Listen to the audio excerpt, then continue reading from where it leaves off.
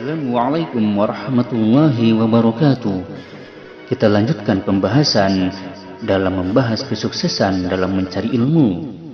Lalu ilmu itu apa? Pengertiannya, kata ilmu dalam bahasa Indonesia berasal dari kata al-ilmu dalam bahasa Arab. Secara bahasa atau etimologi, kata al-ilmu adalah bentuk masdar atau kata sifat dari kata alima ya'lamu ilman. Ilman merupakan bentuk masdar dari alima yang merupakan fi'il madi, ya'lamu merupakan fi'il mudhari. Dijelaskan bahwa lawan kata dari al-ilmu adalah al-jahlu atau bodoh atau tidak tahu. Sehingga jika dikatakan alim tu syai'a berarti artinya saya mengetahui sesuatu. Sementara secara istilah atau terminologi, ilmu berarti pemahaman tentang hakikat sesuatu. Ia juga merupakan pengetahuan tentang sesuatu yang diketahui dari zat atau esensi, sifat dan makna sebagaimana adanya. Dalam kitab tafsir Aisar At-Tafasir dijelaskan bahwa al-ilmu sabilul khasyah faman la ilma lahu billahi fala khasyata lah innama yakhshallaha min ibadihi al-ulama'u.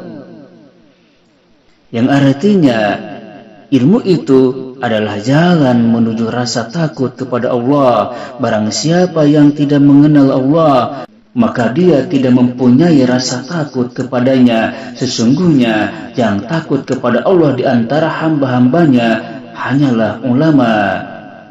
Ulama adalah orang yang banyak ilmunya. Dia mengenal kepada Allah Subhanahu wa ta'ala.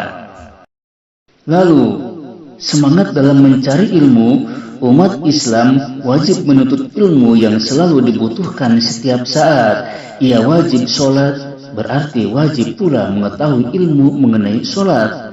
Diwajibkan puasa, zakat, haji, dan sebagainya, berarti wajib pula mengetahui ilmu yang berkaitan dengan hal tersebut. Sehingga apa yang dilakukannya mempunyai dasar. Dengan ilmu berarti manusia mengetahui mana yang harus dilakukan dan mana yang tidak boleh dilakukan. Demikian juga dalam hidup kemasyarakatan, interaksi antar sesama manusia juga harus didasari dengan ilmu, sehingga tercipta suatu masyarakat yang kondusif dan damai. Allah Subhanahu wa ta'ala berfirman dalam Al-Quran surat At-Taubah ayat 122, yang mana surat At-Taubah ini tidak dibolehkan membaca basmalah atau makruh membacanya kalau di tengah kalimat. A'udzu billahi minasy syaithanir rajim. Wa ma kana al-mu'minuna liyanfiru kaffah. فلولا نفر من كل فرقة منهم طائفة ليتفقهوا في الدين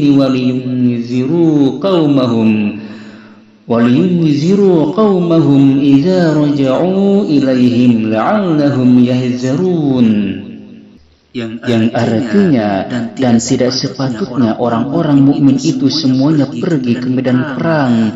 Mengapa sebagian dari setiap golongan di antara mereka tidak pergi untuk memperdalam pengetahuan agama mereka dan untuk memberi peringatan kepada kaumnya apabila mereka telah kembali, agar mereka dapat menjaga dirinya. Quran surat At-Taubah ayat 122.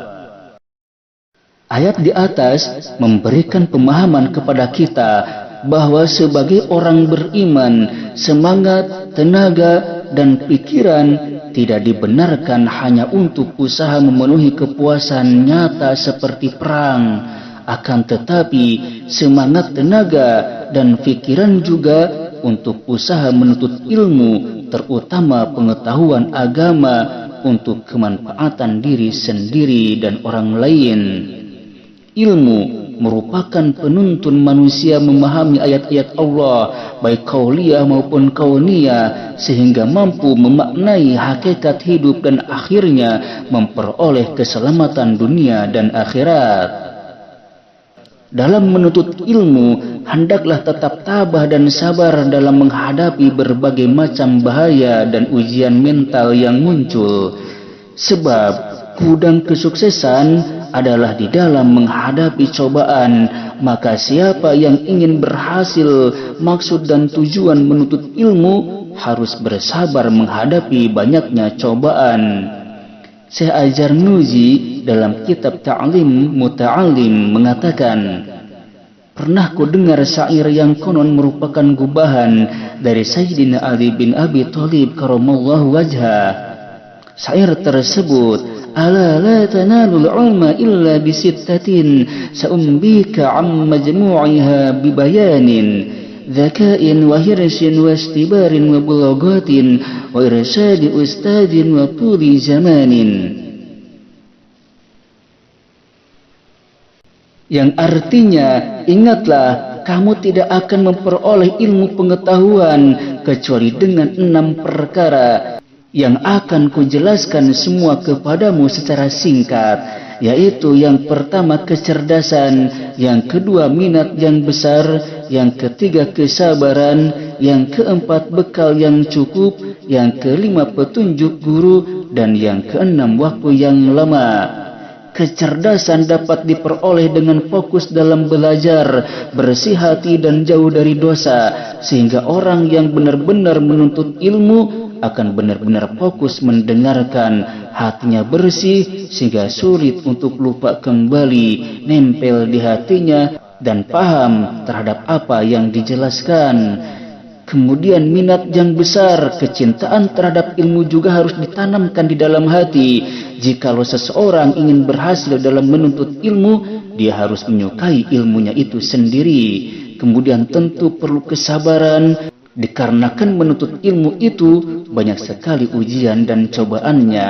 Lalu bekal yang cukup, mempunyai bukunya, mempunyai pulpen atau pena untuk mencatat, sehingga ilmu yang dia peroleh dia catat, dan jikalau lupa dapat dibuka kembali. Begitu pula petunjuk guru ini sangatlah penting, dikarenakan ada sebuah keterangan, barang siapa yang belajar tanpa gurunya, maka setanlah gurunya. Maka bergurulah kepada orang yang ahli, janganlah kepada orang yang tidak atau bukan ahlinya dalam ilmu tersebut.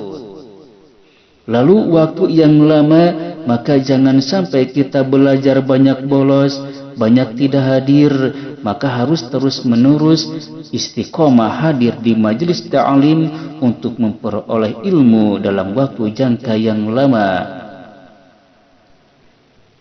Terkemudian, patuh kepada orang tua dan guru.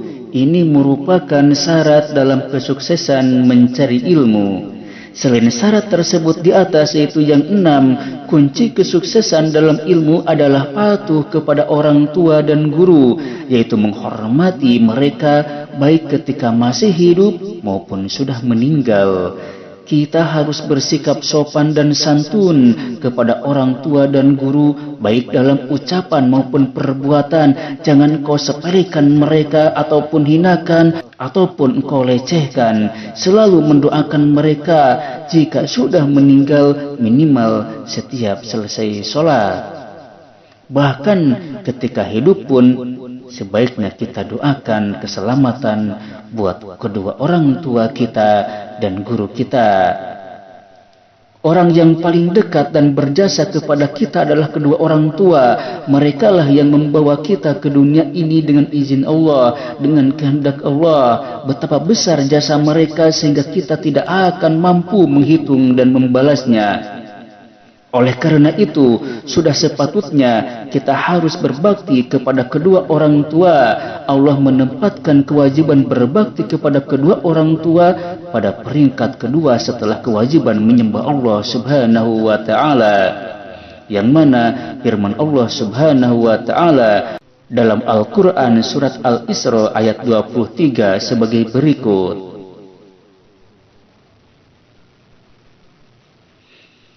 A'udzu billahi minasy syaithanir rajim. Bismillahirrahmanirrahim. Wa qadha rabbuka alla ta'budu illa iyyahu wa bil walidaini ihsana. Imma yablughanna 'indaka al-kibara ahaduhuma aw kilahuma fala taqul lahumā uff wa la tanharhumā wa qul lahumā qawlan karīmā. Yang artinya, dan Tuhanmu telah memerintahkan supaya kamu jangan menyembah selain Dia, dan hendaklah kamu berbuat baik kepada ibu bapamu dengan sebaik-baiknya. Jika salah seorang di antara keduanya atau kedua-duanya itu sampai berumur lanjut dalam pemeliharaanmu, maka sekali-kali janganlah kamu mengatakan kepada keduanya perkataan dan janganlah kamu membentak mereka, dan ucapkanlah kepada mereka itu perkataan yang mulia. Quran Surat Al-Isra ayat 23. Begitulah besarnya jasa orang tua kita, sehingga keriduan dan kemurkaan Allah tergantung pada keriduan dan kemurkaan keduanya. Rasulullah SAW bersabda, Ridwanullahi fi ridwal walidain wa sukhtullahi fi sukhtil walidain. Yang artinya, keriduan Allah tergantung pada keriduan orang tua, dan kemurkaan Allah tergantung pula pada kemurkaan keduanya. Hadis riwayat Tabarani. Guru adalah orang yang telah mendidik dan mengajarkan ilmu kepada kita. Dalam paradigma Jawa, guru bermakna digugu dan ditiru. Dikatakan digugu atau dipercaya karena guru memiliki seperangkat ilmu yang memadai, yang karenanya ia memiliki wawasan dan pandangan yang luas dalam melihat kehidupan ini. Dikatakan ditiru atau diikuti karena guru memiliki kepribadian yang utuh, yang karenanya segala tindak tanduknya patut dijadikan panutan dan suri tauladan oleh peserta didiknya. Pengertian ini diasumsikan bahwa tugas guru tidak sekedar transformasi ilmu, tapi juga bagaimana ia mampu menginternalisasikan ilmunya pada peserta didiknya. Guru yang menjadikan kita orang beriman, mengerti hal yang baik dan buruk. Guru juga menjadikan kita orang yang pandai dan memahami ilmu pengetahuan, sehingga kita akan memperoleh kedudukan yang tinggi pada Allah Subhanahu wa Ta'ala dan manusia, sebagaimana firman Allah Subhanahu wa Ta'ala, A'udzu billahi minasy syaithanir rajim. Bismillahirrahmanirrahim. Yarfa'illahu alladzina amanu minkum walladzina utul ilma darajat.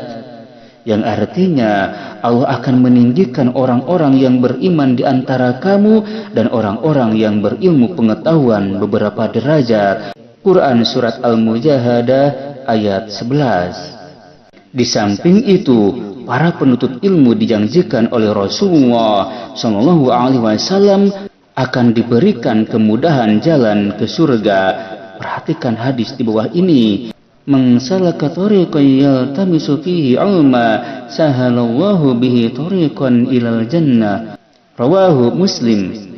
Artinya, barang siapa menempuh suatu jalan untuk menuntut ilmu, maka Allah akan memudahkan baginya jalan menuju surga. Hadis riwayat Muslim. Itulah sekilas tentang penjelasan bagaimana kita sukses dalam mencari ilmu. Harus diingat ada 6 modal yang harus kita miliki, yaitu yang pertama adalah kecerdasan, yang kedua minat yang besar, yang ketiga kesabaran, yang keempat bekal yang cukup, yang kelima petunjuk guru, dan yang keenam waktu yang lama. Ditambah kita harus menghormati kepada kedua orang tua kita dan guru kita dalam menuntut ilmu. Oleh sebab itulah perilaku siswa-siswi yang tidak sopan kepada guru dan orang tuanya janganlah ditiru. Sungguh mereka itu akan sulit untuk memperoleh ilmu yang bermanfaat. Mudah-mudahan kita termasuk orang-orang yang menghormati kedua orang tua kita dan guru kita dengan hati yang paling dalam, dengan selalu mendoakan keduanya sehabis sholat. Mudah-mudahan apa yang dibahas dalam pembelajaran kali ini bermanfaat. Akhirul kalam, wassalamualaikum warahmatullahi wabarakatuh.